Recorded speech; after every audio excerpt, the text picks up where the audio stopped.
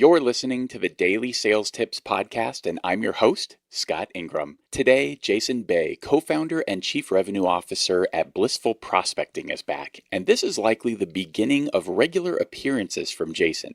I've gotten such great feedback on his prospecting-focused tips that I've asked him to start contributing to the show more regularly, and he generously agreed and then turned around and proved that I made the right choice with this tip.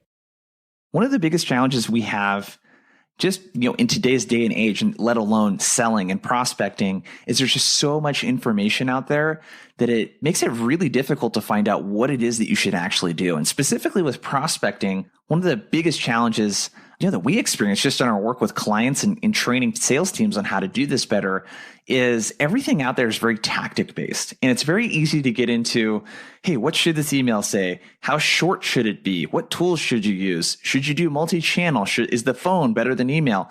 And we just go on this huge rampage on tactics and the how-to of prospecting versus the why behind it. And what I really want to do is get back to the basics of why would a prospect even want to hop on a call with a salesperson they don't know to begin with. And that's a really simple way of looking at prospecting, right? Our goal is to pique enough interest and show enough value with the prospect that they feel it's worth 15 to 30 minutes of their time to hop on a call to talk with us about how we can solve a problem for them. Prospects have problems. We have solutions. We need to build enough value and credibility to get them to want to hop on a call so that we can tell them about how our solution can help them. So let's start with that as the baseline.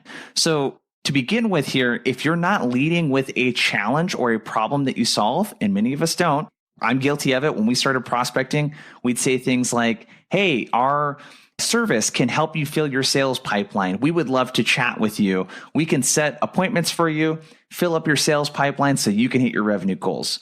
And the bad part about that is that that's what everyone does, and it doesn't really speak to any challenges that that organization or person might be experiencing. So what I want to challenge you with is to come up with what we call a 3D challenge. And this has been working really, really well for us. So instead of leading with a generic organizational challenge, that's the first layer of challenges.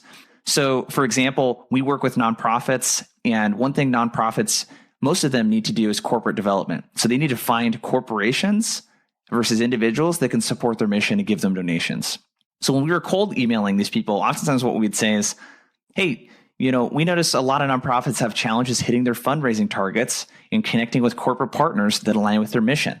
This is something we might be able to help you out with. Are you interested in chatting? It sounds something like that. And to be honest with you, that worked okay.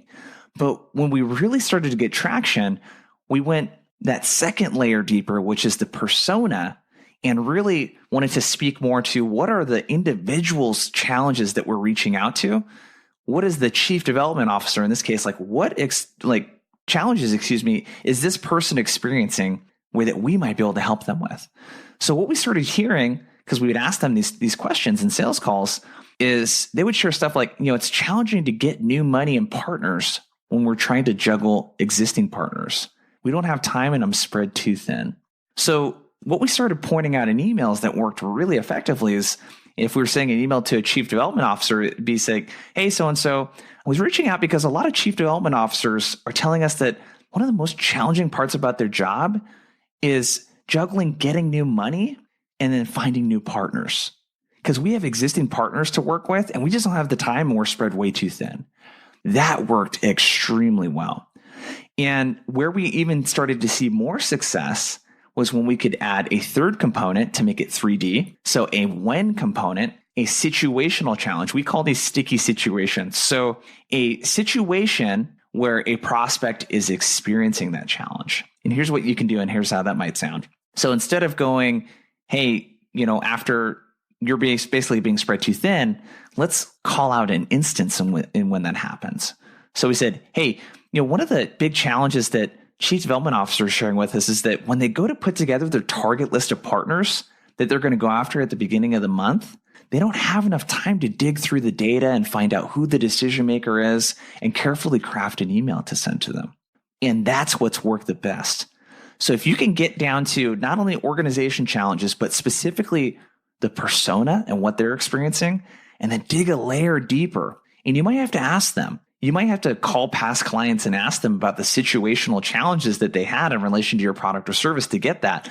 But when you can add a when component to your messaging and you can really relate to their work day and their workflows and the activities they do throughout their work week where they intersect with your product or service and where it could help them, that's where you're going to really find the gold in your messaging. So just to kind of step back and summarize this, one, you need to lead with the challenge. And if you're not, at least focus on the organizational challenges until you can get the information to get really specific with the persona and with the situation. For more about Jason Bay and Blissful Prospecting, click over to dailysales.tips/178. Then be sure to come back tomorrow for another great sales tip. Thanks for listening.